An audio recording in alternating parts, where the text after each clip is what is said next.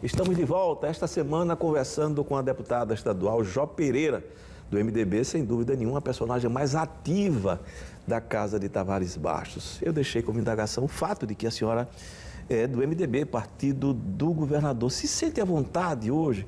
A senhora sabe que muitos palacianos criticam pela sua independência, né? Dizem que a senhora se comporta como oposicionista. Eu não acho que seja dessa forma. A senhora se sente à vontade hoje do MDB?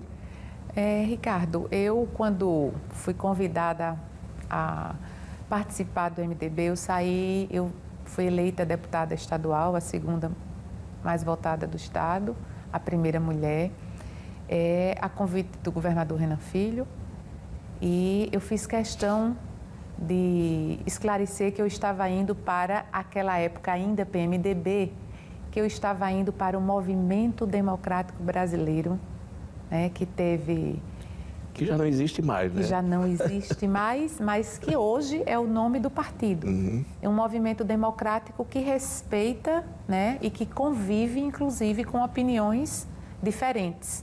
Então, nesse contexto, hoje eu estou no MDB, me sinto confortável participando do partido, porque as posições que tenho não é contra o partido, não é contra a pessoa do governador, é contra algumas decisões que eu não concordo. Então, são pontuais. Governo, as decisões do governo. Decisões do governo com as quais eu não concordo. E eu prefiro e acho que, inclusive, é mais importante para o crescimento do governo eu pontuar aquilo que eu não concordo, e eu faço isso, Ricardo, no plenário da Assembleia. Eu converso com secretários de Estado expressando a mesma opinião e expressando defendendo aquilo que eu entendo que é importante para Alagoas, e em sendo importante para Alagoas, é importante inclusive para o crescimento do governo Renan Filho, que é um governo do partido do qual eu faço parte. Então, nesse sentido, eu me sinto confortável de estar no partido. Quando foi a última vez que a senhora conversou com o governador? Eu fui ao município de Craíbas o mês passado, salvo engano, eu acho que foi.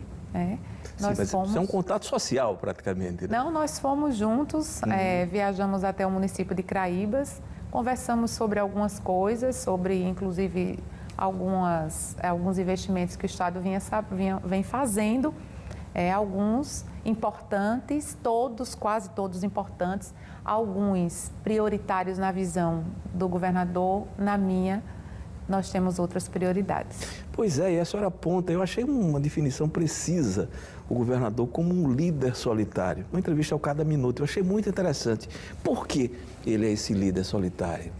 Ricardo, ele é um líder, né? Isso a gente não pode negar. Ele lidera políticos, ele é governador do estado, ele lidera secretários, ele lidera equipe, ele lidera. Agora, ele é um líder que não dialoga e não divide com as pessoas, não constrói coletivamente aquilo que é importante para o governo, aquilo que é importante para Alagoas. Tem a ver com audição?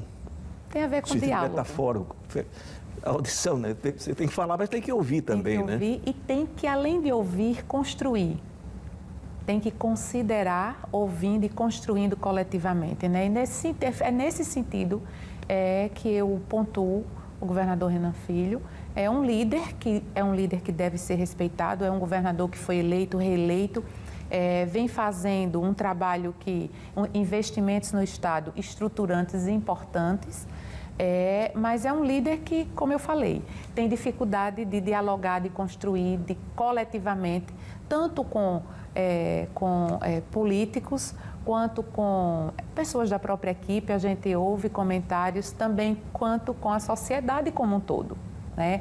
Veja a questão dos conselhos, os conselhos sociais que estão na Constituição Cidadã no Estado, eles precisam ser amplamente fortalecidos, precisam ser paritários, as decisões precisam ser discutidas, a pauta sempre precisa que é ser conselho, aberta. O governo tem maioria, né? Aí não é conselho, né? É homologação daquilo que já foi decidido. Um dos temas que a senhora tem batido constantemente, tem falado, eu acho que com muita propriedade, é o FECOEP. O que é que acontece com o FECOEP? É exatamente isso, o fato de que o governo tem um controle absoluto dos recursos que deveriam ser, entre aspas, democratizados para quem precisa. Exatamente. O FECOEP, o conselho... Impressionante aquilo. Em primeiro lugar, não é um conselho paritário, é um conselho de maioria governamental, ampla maioria. Participam secretários de Estado, a universidade, 2 deputados, que não podemos considerar os deputados como representantes da sociedade civil, né? São representantes do poder público. E como representação da sociedade civil, nós só temos o Movimento Alagoas Competitivo e a Sueli Baraldi da Pastoral da Criança. Então, Nenhuma entidade popular mais expressiva, né? E então, por essa própria composição, todos os projetos aprovados no contexto que são financiados pelo FECOEP, eles precisam passar por uma Secretaria de Estado. A sociedade civil organizada, as organizações não governamentais não podem propor diretamente ao Conselho. Essa é outra dificuldade. Então, acabam sendo programas governamentais financiados pelo FECOEP, que tem simplesmente o referendo do Conselho para aquilo que foi proposto pelo próprio, que já houve um filtro, porque a pauta também é definida pelo presidente do Conselho, que é o governador do Estado. Pois é, fica meio bichotesco, né? Enfim, se apontar caminhos, e acho que caminhos necessários para o FECOEP e não ver resultado, né? É frustrante, é muito frustrante. Eu só não considero frustrante, Ricardo, porque eu consigo, a partir da minha participação no FECOEP, provocar reflexões, provocar mudanças. E botar uma luz sobre o tema, esse papel é fundamental. Esse é também dos encaminhamentos positivos de participar daquele conselho, né? E um despertar também dos próprios secretários de Estado, da própria necessidade de financiar aquilo que é importante para alcançar o objetivo do fundo, que é o combate à pobreza. E um dos objetivos mais perseguidos nesse contexto é o Plano Estadual de Combate à Extrema Pobreza.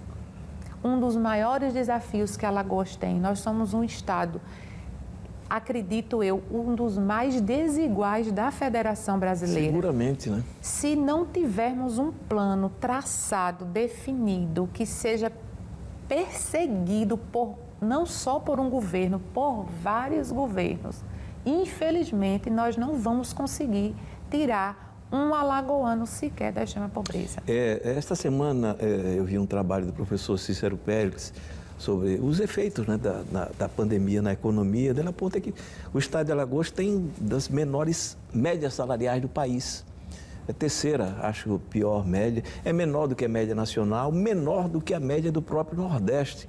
O FECOEP pode ter esse papel investindo no empreendedorismo, atendendo aqueles que mais necessitam, amenizar esses números? Claro, Ricardo, inclusive com um programa de transferência de renda mais robusto e focado na extrema pobreza, né?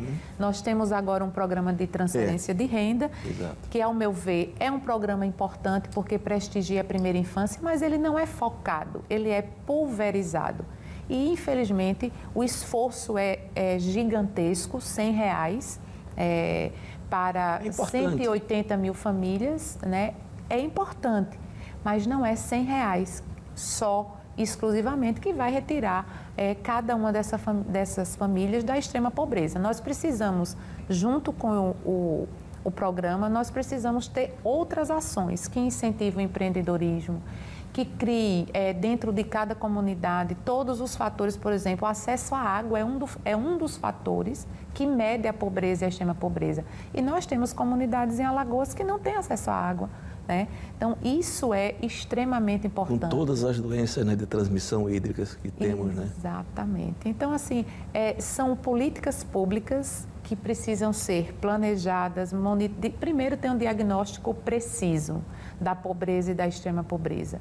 Segundo, planejar, focar, monitorar, né, e avaliar continuamente. E que o FECOEP, e eu gosto muito de dizer isso, Ricardo, o FECOEP, ele em comparação ao orçamento do Estado, ele é um lenço e o orçamento do Estado é o lençol.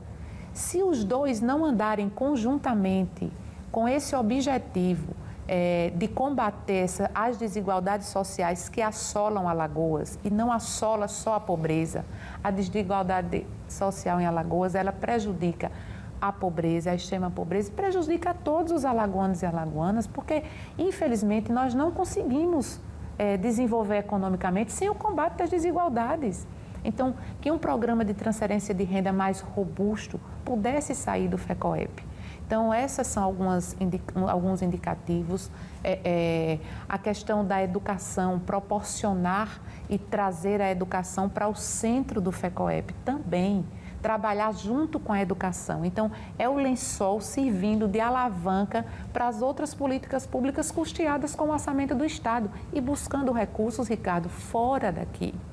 Nós temos Alagoas, é um dos estados mais pobres da federação.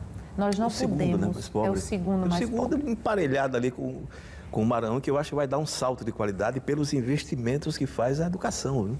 Pois é, e aí a gente vê abrir mão de recursos federais, abrir mão de recursos, inclusive internacionais, que poderiam ser alavancados com os recursos do FECOEP. Os recursos federais são importantíssimos, nós não podemos nos orgulhar de que fazemos obras exclusivamente com o dinheiro azul, vermelho e branco. O dinheiro azul, vermelho e branco é insuficiente. E aí eu queria dar um exemplo para as pessoas que me ouvem. Por exemplo, eu tenho, e sabe que faz parte do meu grupo político, a gestão pública da cidade de Campo Alegre. Lá tem o distrito de Luziápolis, que está finalizando uma obra de saneamento 100% com saneamento, pavimentação, drenagem e pavimentação. Uma obra de cerca de 40 milhões de reais. Se o município, e aí eu estou comparando, fosse fazer essa obra com recursos próprios, o município tinha deixado de fazer a expansão da cobertura de saúde da família. E quebraria, né? De 20% para 100%, teria deixado de aumentar 600% em 4 anos na matrícula de creche de educação infantil.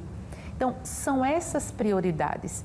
E isso foi possível fazer tudo, o saneamento e o avanço social. Eu vou precisar fazer um intervalo comercial, mas vou deixar uma pergunta aqui para a senhora no próximo bloco. Estaria aí no que a senhora falou a base de um programa de governo, por exemplo? A gente volta daqui a pouco.